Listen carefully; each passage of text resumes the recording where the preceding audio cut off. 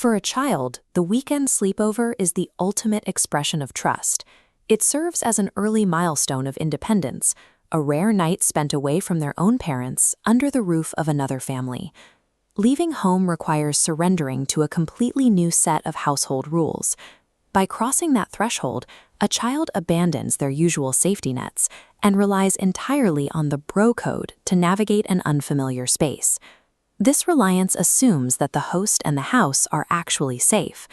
But when that foundational trust is misplaced, the child is left entirely defenseless in an environment they don't control. Because the sleepover strips away a child's natural protections and leaves them isolated in foreign territory, it functions as the perfect psychological trap for horror narratives. Effective horror requires a systematic dismantling of the structures that make a child feel safe. We model childhood security on 3 pillars. First, the base node, the friend, anchoring the child. Second, the environment, the physical security of the house. Capping the structure is the apex node, the adults, the ultimate protectors tasked with intervening if things go wrong. Internet sleepover stories succeed by methodically severing each of these specific psychological tethers, one by one. We see the corruption of the trusted peer in the story of Joel. Initially, Joel is presented as a harmless, scrawny kid from a struggling family who happens to have a suspiciously high metabolism. The horror begins when Joel violates severe social taboos, first by consuming raw chicken at a barbecue, and later when he is found in the dark eating the narrator's pet hamster. The deeper betrayal is psychological. When caught with the raw meat, Joel manipulates the parents by lying and blaming the narrator, using their friendship as a shield for his behavior. The story ends with a dark realization. Though Joel is reported as a missing person, the narrator is actually keeping him hidden in the attic, secretly feeding a creature that was once his best friend. The horror here stems from a toxic loyalty that forces a child to harbor a monster out of a twisted sense of brotherhood. The second vector targets the physical space. In Michael's story, a sleepover at Paul's ancient decaying house shifts the focus to spatial and environmental horror. The environment immediately signals a rabbit carcass that mirrors the decay of the house itself. The laws of reality fracture during a game of shadow puppets. A rabbit silhouette suddenly detaches from the wall and begins darting across the room, leading Michael into a pitch-black basement filled with nightmarish visions. This supernatural isolation is amplified by the total absence of adult intervention.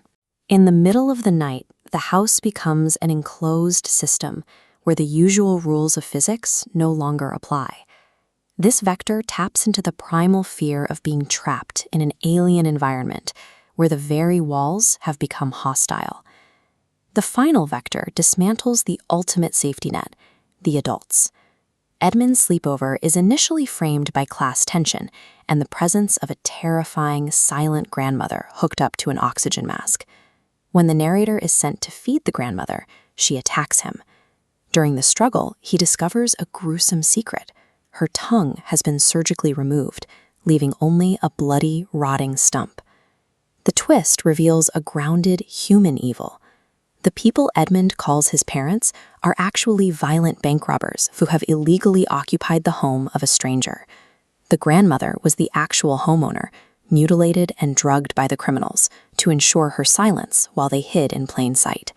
This is the ultimate childhood betrayal. The authority figures expected to provide protection are revealed to be the very predators the child should have been fearing all along. Review the aftermath.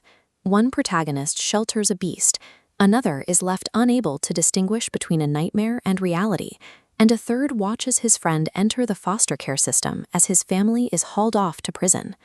None of these characters can return to the safety of the before. The boundary between their home and the dangers of the outside world has collapsed.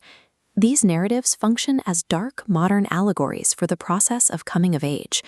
The sleepover is a test run for adulthood, forcing sheltered children to face an unpredictable, dangerous world for the first time without the intervention of their parents. Sleepover horror endures because it mirrors the sudden realization that friends can change, environments hold dark secrets, and adults are often deeply flawed.